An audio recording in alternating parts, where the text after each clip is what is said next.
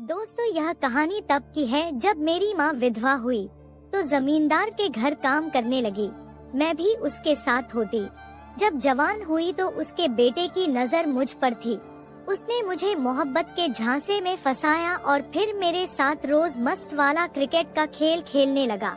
मजे मजे के चक्कर में मैं भी उसके साथ रोज क्रिकेट खेलती, लेकिन मुझे नहीं पता था कि यह क्रिकेट मेरी जिंदगी बर्बाद कर देगा। कयामत जब टूटी जब पता चला कि उस लड़के के 5 दोस्तों ने मुझे। तो चलिए यह कहानी शुरू करते हैं। हेलो दोस्तों, आज की इस कहानी में आप सभी का स्वागत है। मेरा नाम कोमल है। मैं उत्तर प्रदेश की रहने वाली हूँ। मेरे पापा मेरे बचपन में ही इस दुनिया से चले गए। पापा के मरने के बाद मेरे परिवार वालों ने मेरी माँ को घर से बेदखल कर दिया था। ससुराल से निकाले जाने के बाद मेरी माँ ने अपने मायके का दरवाजा खटखटाया। जब तक मेरी नानी जिंदा रही तब तक किसी न किसी तरह मेरी माँ को मायके में सर छुपाने के लिए जगह मिलती रही। बाद में इस घर में भी मेरी माँ की हैसियत किसी नौकर से कम न थी, लेकिन फिर भी यह था कि सर छुपाने को छत थी। लेकिन जैसे ही मेरी नानी का देहांत हुआ तो उसके तीसरे दिन ही हमको भी अपना कोई बंदोबस्त करने का कह दिया गया। मेरी माँ अपनी माँ की मौत के दुख से भी नहीं निकल पाई थी कि उनके सर पर एक नई मुसीबतें आ खड़ी हुई। मेरी माँ ने मेरे मामू की लाख मिन्नतें की कि कम से कम नानी के 10 कर्म तक हमको घर में रहने देंगे, लेकिन हमको तीसरे दिन ही घर से निकाल दिया गया। मेरी माँ मुझे लेकर गांव के बड़े जमींदार के घर पहुँच गई और उसे पनाह मांगी। उसने हमें सर छुपाने के लिए जगह दे दी कि मेरी माँ उसके जानवरों का बाड़ा साफ किया करेंगी और साथ ही उसके घर के सारे कामकाज भी किया करेंगी। बदले में वह हमको 2 वक्त की रोटी दिया करेगा और रहने को जगह भी दे देगा। हम उस वक्त जिस किस्म के हालात से गुजर रहे थे, हमारे लिए यह भी बहुत बड़ी बात है कि हमें रहने के लिए जगह मिल गई और सर छुपाने को छत भी। हम वह सारी शर्त मान ली। मैं और मेरी माँ इस घर में घरेलू नौकरानी की हैसियत से रहने लगे। मेरी माँ वहाँ सभी पर संस्कारी महिला थी। जमींदार ने उन्हें कई बार बहाने से अपने क्रिकेट खेलने का निशाना बनाने की कोशिश की, लेकिन ऊपर वाले ने मेरी माँ को सुरक्षित रखा। हम लोगों को हवेली में सुबह 7 बजे के बाद दाखिल होना होता था, क्योंकि उससे पहले घर के सारे लोग सो रहे होते थे। मेरी माँ थी कि सुबह 3 बजे उठ जाती थी। हर काम से फुर्सत होकर हम लोग हवेली में चले जाते थे। वहाँ लोगों का नाश्ता करवाने रखवाते। अगर कुछ बिक जाता तो वहीं से खुद भी नाश्ता कर लेते थे, नहीं तो फिर घर आकर खुद नाश्ता करके इसके बाद वहाँ जाकर दोबारा कामकाज शुरू कर देते और फिर वहाँ से हमारी वापसी रात का खाना खाकर होती थी। यह हमारा रोजमर्रा का काम था। हमें जमींदार के हवेली के साथ ही नौकरों के एक कमरे में रखा गया था। मुझे हवेली में बैठकर टीवी देखने की आदत पड़ गई थी और मैं अक्सर वहाँ से लेट ही घर आया करती थी। लेकिन क्योंकि मेरे घर का एक दरवाजा हवेली के अंदर ही खुलता था, इसलिए मेरी माँ भी रहती थी कि मुझे आने जाने में कोई परेशानी नहीं होगी। लेकिन मेरी माँ इस बात को लेकर बहुत परेशान थी कि जमींदार उसके बेटे का किरदार अच्छा नहीं था। वह अक्सर मुझे बचकर रहने का कहती रहती थी, लेकिन मैं अपनी माँ की बात को नजरअंदाज करके टाल देती थी। फिल्म देखते जब मैं जवान हुई, जिस तरह आजकल का कलर ड्रामा में दिखाए जा रहा था, उसे देखते हुए मुझे भी जमींदार के बेटे में दिलचस्पी पैदा होने लगी। यहाँ तक कि मैं उसे अपनी अदाएं दिखाकर अपनी तरफ करने लगी। मैं यह सब कुछ अपनी माँ और हवेली के बाकी लोगों से छुप कर करती थी। लेकिन कहते हैं ना कि इश्क और मुश्क सबसे पहले अपनी माँ को पता चलता है। मेरे साथ भी ऐसा ही हुआ। मेरी माँ को मुझ पर शक हो गया और फिर उन्होंने मुझ पर नजर रखना शुरू कर दी। यहाँ तक कि उन्होंने मुझे रंगे हाथों पकड़ भी लिया। मगर अब यह मामला मेरी माँ के कहने से बहुत आगे निकल चुका था।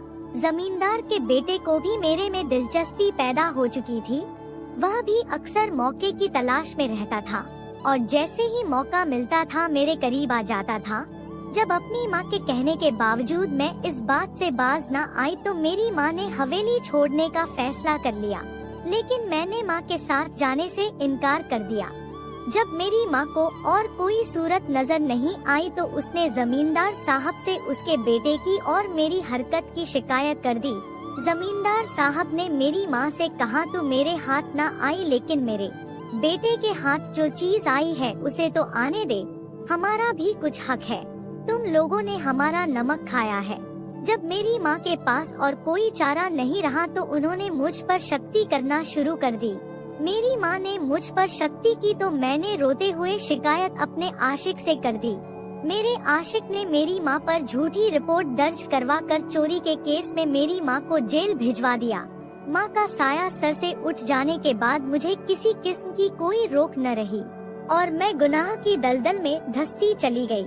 उसके बाद मैं और मेरा आशिक बिल्कुल खुला हो चुके थे और हम दोनों एक दूसरे के साथ रोज मस्त वाला क्रिकेट का खेल खेलने लगे। यहाँ तक कि मैंने मोहब्बत के लालच में आकर एक नाजायज बच्चों को भी जन्म दे दिया, मगर उसके बावजूद मेरे सर से मोहब्बत का भूत न उतरा और मैं इस गुनाह के खेल को खेलती रही। आखिरकार जमींदार के बेटे ने मुझसे मुंह मोड़ लिया। अपने महबूब के यूं मुंह मोड़ लेने पर मैं बहुत दुखी हुई और बच्चा जिसे मैंने बगैर शादी के जन्म दिया था वह मुझसे छीन लिया गया।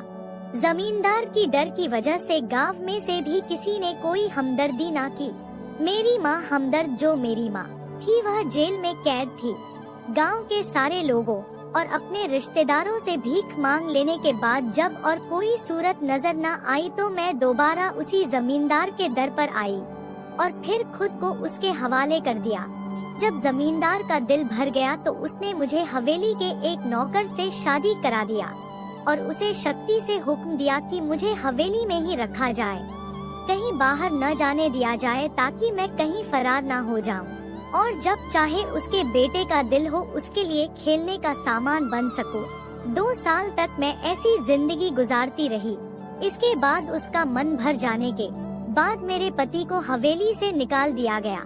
मैं जो अभी जवानी की उम्र में थी लेकिन जिंदगी के बहुत सारे घटना देखकर समझदार हो चुकी थी, मगर अब मेरी समझदारी मेरे किसी काम न आई। मेरा पति मुझे एक जुए में हार गया। पहले पति के बाद मैं एक दूसरे जुआरी के पास चली गई। लोगों को मुझ में दिलचस्पी खत्म होने लगी तो मुझे आजाद कर दिया गया, लेकिन अब यह आजादी मेरे किसी काम की नहीं थी। मैं अपनी सांसें पूरी करने के चक्कर में सड़कों पर भीख मांगने लगी। वहाँ मेरी मुलाकात किसी रहमदिल इंसान से हुई जिसने मुझे एक अनाथ आश्रम में पहुँचा दिया। वहाँ मेरी जिंदगी बदल गई। आज भी उसी अनाथ आश्रम में हूँ, लेकिन मुझे उन सभी मर्दों में बस एक मर्द ऐसा मिला जिसने मुझे ऊपर वाले से मिला दिया।